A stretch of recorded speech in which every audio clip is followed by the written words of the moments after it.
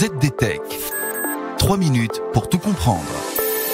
Bonjour à tous et bienvenue dans le ZDTech, le podcast quotidien de la rédaction de ZDNet.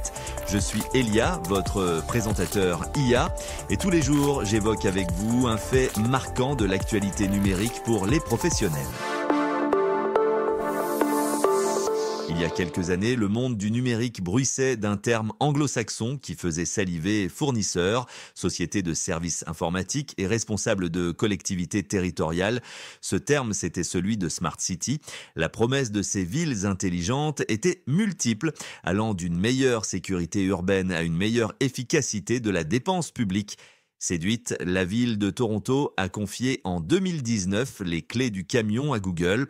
De quoi refroidir le secteur un an plus tard. Pourquoi ? Parce que Google avait fait main basse sur les données de la ville. Depuis, les promoteurs de la Smart City se font plus discrets, sauf Jacques Priol. Cet expert de la donnée publique conseille les collectivités territoriales sur leurs projets de territoire connecté. Des projets que l'on croise en France dans des villes comme Dijon ou Angers. Nous l'avons rencontré dans un restaurant, d'où le léger son d'ambiance. Alors, première question, la Smart City que l'on a connue il y a 10 ans avec l'exemple de Toronto est-elle morte ? Est-ce que l'on est passé à autre chose ? Ce qui est passé de mode, c'est surtout le mot de Smart City. Et très concrètement, aujourd'hui, ce que l'on constate, c'est qu'on en parle beaucoup moins, mais on en fait beaucoup plus. Concrètement, de l'éclairage connecté intelligent, de la gestion des déchets connectés, de la gestion d'espaces verts connectés.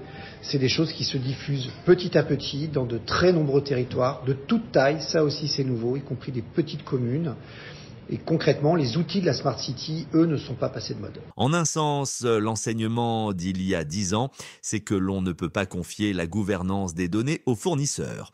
Pourquoi est-il important que les collectivités locales aient les mains sur les données qui sont produites et utilisées dans les Smart Cities ? La gouvernance de la donnée, c'est un point clé pour deux raisons. La première, c'est vis-à-vis des citoyens. Les habitants des villes doivent avoir l'assurance que la manière dont on gère les données qui servent à faire vivre le service public sont maîtrisés, protégés. Le service public doit en être le garant. La deuxième raison, c'est pour la maîtrise directe des politiques publiques elles-mêmes.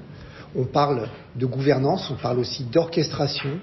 Les pouvoirs publics doivent être en mesure de contrôler la façon dont les données sont produites, dont elles circulent, dont elles sont utilisées au service de l'intérêt général. Ils sont aussi les garants de l'intérêt général. L'intelligence artificielle arrive dans la société et donc dans les villes et les collectivités territoriales. Quels sont les premiers usages que vous constatez de l'utilisation de l'intelligence artificielle dans les villes connectées par les pouvoirs publics ? Est-ce qu'il s'agisse d'IA tout court ou aussi d'IA générative ? Il y a effectivement plusieurs formes d'intelligence artificielle. Aujourd'hui, il y a un engouement certain pour des outils avec de l'IA générative dans tous les métiers, dans tous les domaines de l'action publique. On en reviendra sans doute un petit peu dans les prochaines années. Mais personnellement, je vois émerger des usages très importants pour la gestion de politiques publiques très complexes qui mobilisent de très nombreuses données. Notamment, et ça peut paraître paradoxal par rapport au débat sur la consommation énergétique des intelligences artificielles, sur des sujets de transition, sur la gestion des mobilités, sur des questions environnementales majeures liées à la qualité de l'air, à la gestion de l'eau, à la gestion des énergies, des sujets qui produisent énormément de données dans leur exploitation courante et qui aujourd'hui font que nous sommes confrontés à des difficultés importantes de décision publique. L'intelligence artificielle sera sans doute un outil important dans les prochaines années. Et voilà pour les toutes dernières infos. Pour en savoir plus, rendez-vous sur notre site zdnet.fr et retrouvez tous les jours un nouvel épisode du ZDTech sur vos plateformes de podcast préférées. ZDTech. 3 minutes pour tout comprendre.